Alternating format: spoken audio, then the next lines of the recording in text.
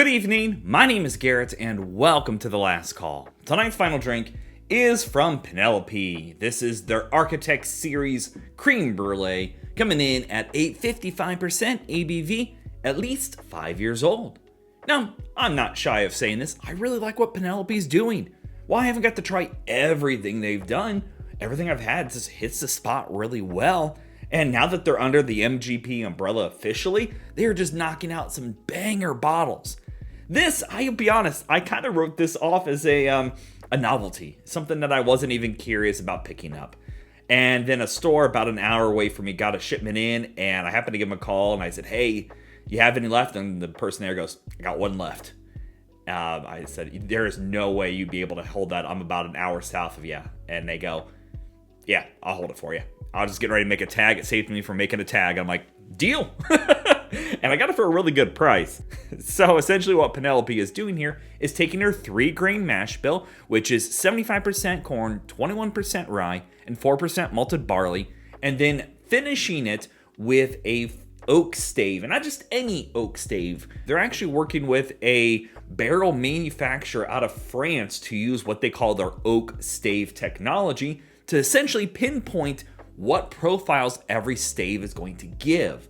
Now, this is nothing new. They've been doing the Architect series for a while now. But the interesting thing here is they've picked staves specifically to pull out a crème brûlée note. So we should hopefully be looking for a lot of sweet caramels, maybe even a little bit of burnt sugars, deep, rich creaminess, some custard notes, things like that in here. And I'm excited to see how that goes. Now, I'll be honest, when it comes to the Architect series, I think this is one of those bottlings they do that kind of flies under the radar a lot of times. You see the bottle and you really don't, you're like, okay, I've already tried it, I've got a Penelope Architect at home. But that's not always true. Every batch is using different staves. And if they're going to this kind of a naming scheme going forward, I really hope they do. I think this will be a great way for them to keep people interested in this series versus being another bottle on the shelf that people are just going to walk by. I think it's the same kind of problem that Barrel Craft started running into with their batches.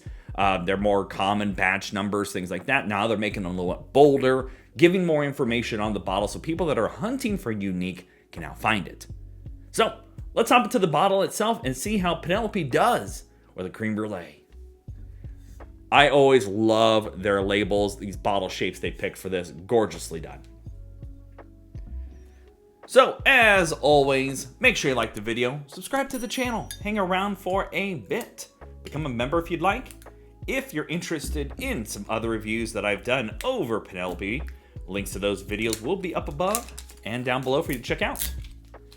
Some of my favorite pours, I really like the Takagi cask. It's a great bottle. I also do love their Toasted Rye, one of my favorites. I think their Toasted Rye, their 95, oh no, that was the 100% rye mash bill. Ended up on my top list of the year in 2023, 2024, something like that. Yeah, really great bottle. But I wanted to get this review out as soon as possible because I know a lot of secondary markets that are just throwing ridiculous numbers on this bottle. So hopefully we can kind of squash out some of the FOMO on this and get into things. God, if that rich color isn't beautiful. That is mahogany golden color going on. You give it a good swirl there. That has got some golden hue in there. It's very pretty. Alrighty, let's go for notes. Alright, call it persuasion, but you get a creamy burnt sugar. That is beautifully soft, sweet. Like, if anything, at the end of the day, even if you're going, Garrett, there's no way it's pulling across crème brûlée, you're getting a sweet, dark sugar note on there. Like a toasted sugar note. Beautiful oakiness. For only 5 years old, it is gorgeous on there. Got a nice bit of spice, that herbalness in there from the rye mash bill. No ABV, nothing harsh, no off notes. I was a little concerned at being only 5 years old, but honestly, comes across beautiful. A little waxiness from the barley itself, but beautiful burnt sugars. There is a vanilla creaminess in there, almost custard-like. And overall, a beautiful, sweet, buttery corn. Like, at the end of the day, this is bourbon turned into a sweeter element. Like, you're dancing not quite as close as I was initially expecting to like a cigar batch, but you are getting a lot of sweet characteristics in here. And that oakiness plays so well with that sugar note that it does come across a little oily and darker and heavier. Like, just on the nose, that is just a dark, sweet oakiness to it. And if you're not a big fan of finishes, this is going to come across fairly sweet. But let's see how the taste is before those people jump off the board. But overall, that burnt sugars mixing with that oakiness, bringing across this like darker, richer note. But overall, that burnt sugar is mixing with that oakiness, kind of bringing across an oily factor. But overall, that is better than what I was expecting. Like, I initially wrote this off as being kind of a fad thing, kind of like, oh, you know, tater bottle kind of idea. But that is nice and very approachable. Let's go for a taste, see if it lives up to it. Taste is really good. I'm letting it go all the way through its profile before I make my comment here. Yeah, I can kind of see what they're going for on the name Crème Brûlée. You're getting those darker, richer, burnt sugars, and I get a lot of that. Nice oakiness, char levels are there, beautiful cling to the palate. The spiciness, the herbalness from the rye mash bill, a little waxiness in there from that barley.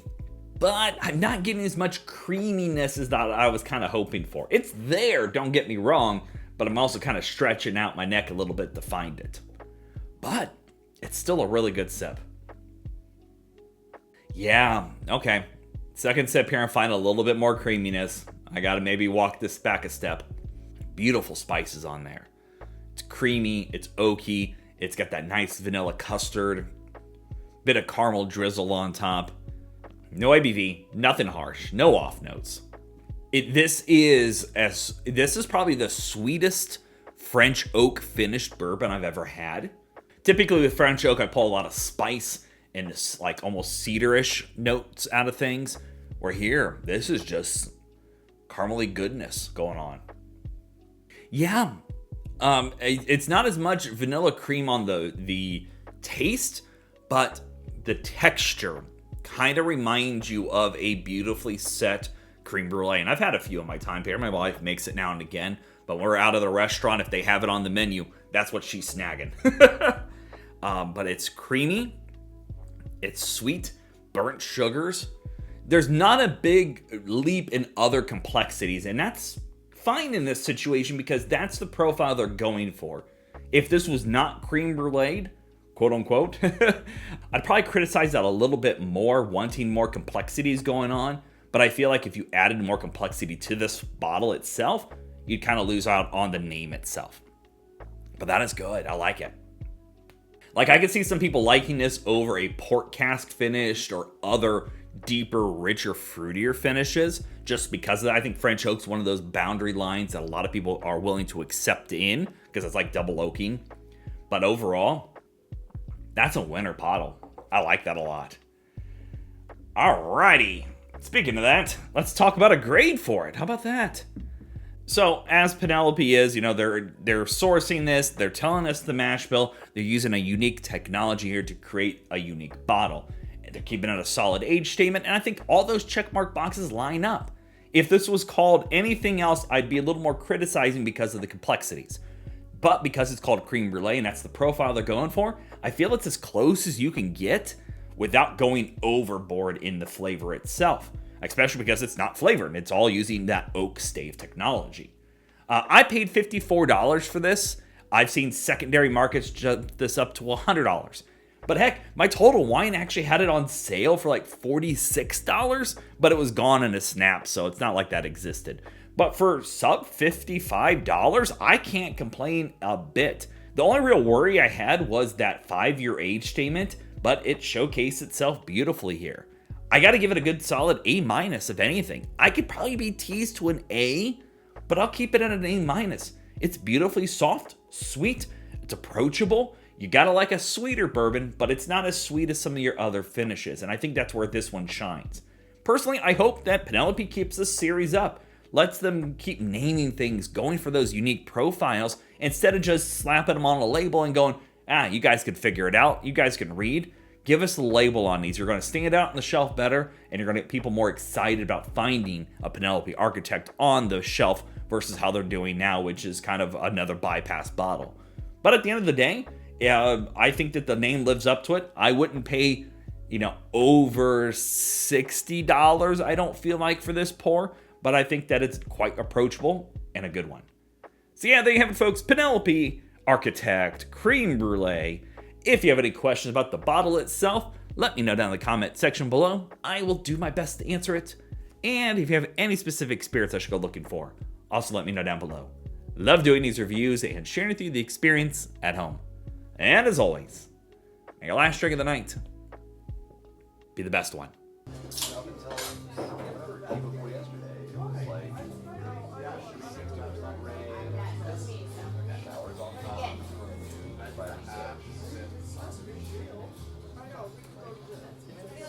I even like it might not.